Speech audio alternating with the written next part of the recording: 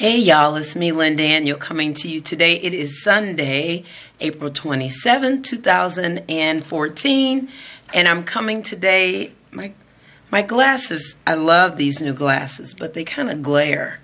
So, I don't know, I'll leave them on.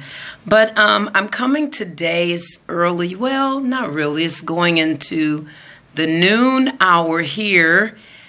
And I just want to say, how are you all doing? And just today, this video is just going to be a chat video, okay? I've shared on here recently that my mom is recuperating in a care facility. And I visited her yesterday. I plan on visiting again today. And I don't know, I guess I haven't really talked to my siblings a lot about it, but I did tell my baby sister that I really don't like seeing her in there, but it is so important to be present that I go. I really set time in the weekends, on the weekends, to visit. The weeks are just so packed. If I go during the week, it's really like a blessing. So I was able to go one Friday during my lunch when we had staff development day, and I stayed with her very briefly, but she was so glad to see me because it was a day, unscheduled day, visit.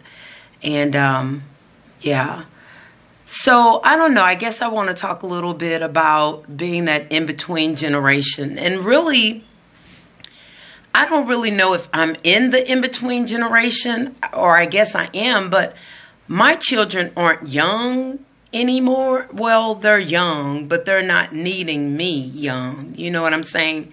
They don't live with me. They don't really require much from me, but I make myself available to guide them if they ask, or to support them and to be encouragement to them and moral support, I guess. But now, my dad passed on a few years back, and now my mom is in this facility, so she's there to recover from surgery and to really allow her body to heal, which she seems to be doing quite well, which is, I'm very pleased. It's just so difficult seeing her there, and then thinking after work that I want to go by and visit her at her home with my brother, and then it's like, but she's not there. That is so hard. That's a feeling that is hard to explain.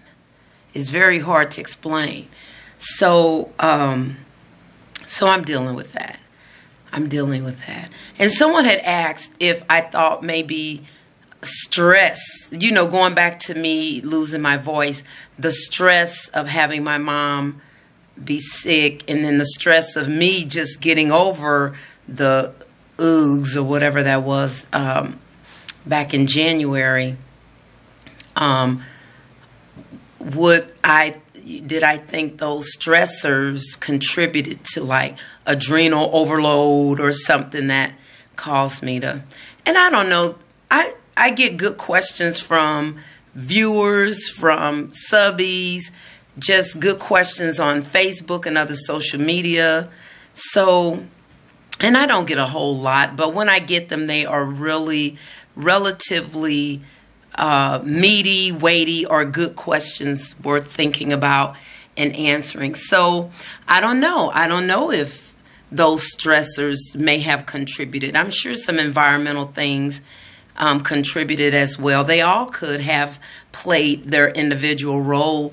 But again, it all goes back, I believe, to our abilities and our responsibility with doing our part, being in control of the parts of our lives that we can control, like our nutrition, our rest, and stuff like that. So I want to thank those of you who here on YouTube and other forums have been very educational and directive and supportive when it comes to raw food eating, or just nutrition in general. how to take active, proactive steps to be healthy. There are a lot of reliable sources, and I will put a few of them in the bottom bar. I will provide some links for you all, because you don't have to take on a real big change. Just take baby steps, because back in 2012, when I took on that, I did a big change, and I did it.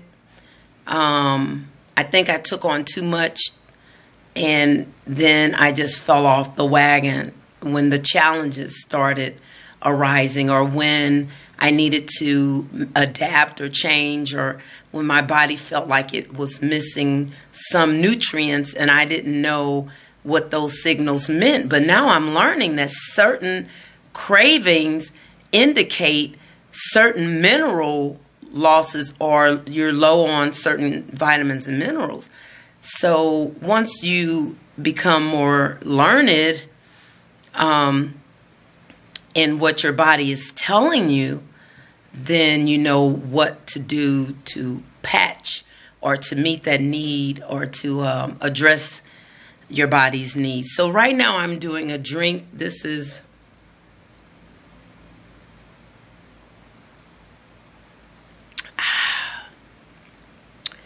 oh, that's very good. You know what it's like?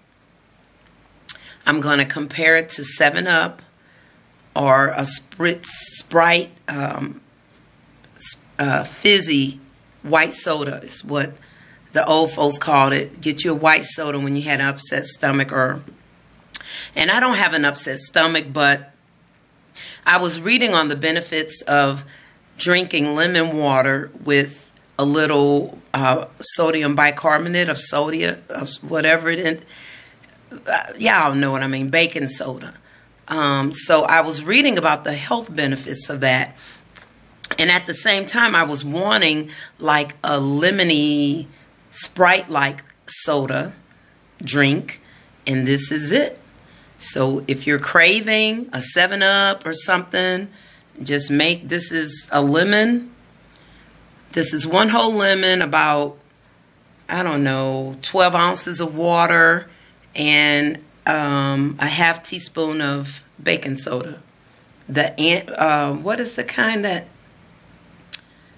the brand, not Arm & Hammer, but that other brand that supposedly has no aluminum in it, even though I heard Arm & Hammer doesn't have aluminum in it either, but they don't state that on their packaging. So I just got that other kind. Arm & Hammer is under $1 a pack, a box. And this brand that I purchased back in January is like $3 for 16 ounces. So you make the choice which one you want to go with. That's very good. It's very tasty. And my water, I drink my water at like room temperature typically. Yeah, so it's not very cold, but if you like cold water, mix it up, or, you know, put you some distilled water or purified water in the fridge, get it cold, make you some ice cube with your distilled or purified water, and drink it cold. So yeah, I guess that's it, y'all. I mean, you know, this video, I didn't want to just ramble, but I wasn't going to film today at all, but I don't know. I'm documenting my year for several reasons. And I have so much going on in my life with my studies for my doctorate, with taking on this raw food journey, this health journey, you know, with my mom, facing her and overcoming her whatever physical deal. So I want to document as much as I can just my day, just tidbits of my day and what I'm doing and how I'm facing life at this stage of my life. I don't see very many YouTubers in my age category. There are some, but I don't see a whole lot of them. And maybe I just need to Google it and find some more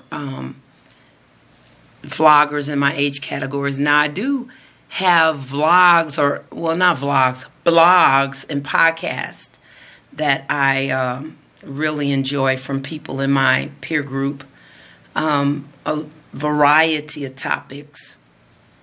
But, you know, even though I enjoy interacting with the younger people, because I think they're so innovative and they're fresh in their thinking and they bring new perspectives, it's so reinforcing to interact with your peers, especially your peers who are awake, they're knowledgeable about really the state of the world. They're knowledgeable about what is necessary to have a healthy, whole life. I really enjoy interacting with people like that. They really keep me on my toes. They make me think. They help me to refuse to become complacent and just accepting of aging and accepting of illnesses. I mean, yeah, you're aging. All of us, if you keep living, you are going to age. But with aging, like when I look at Annette Larkin, who is in her 70s, Annette Larkin looks younger than me, really, to be honest. And so I see her, and there are several other women who are in their 70s who are healthy and strong and vibrant, who eat well and they exercise and they have gardens.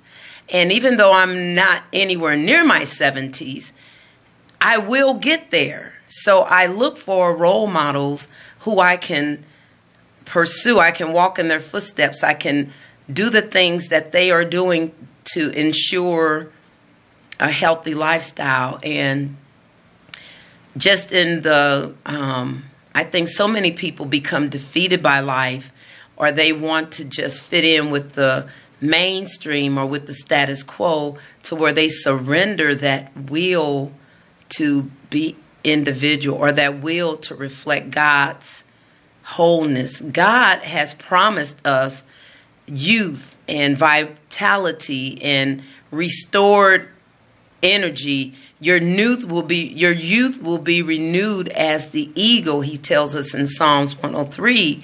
So God promises us that he will keep us healthy.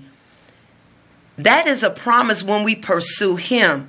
And in pursuing God's highest and God's best means you have to step out of the status quo. You cannot go along with the traditional cultural dietary habits here in the United States. I can't speak for other cultures.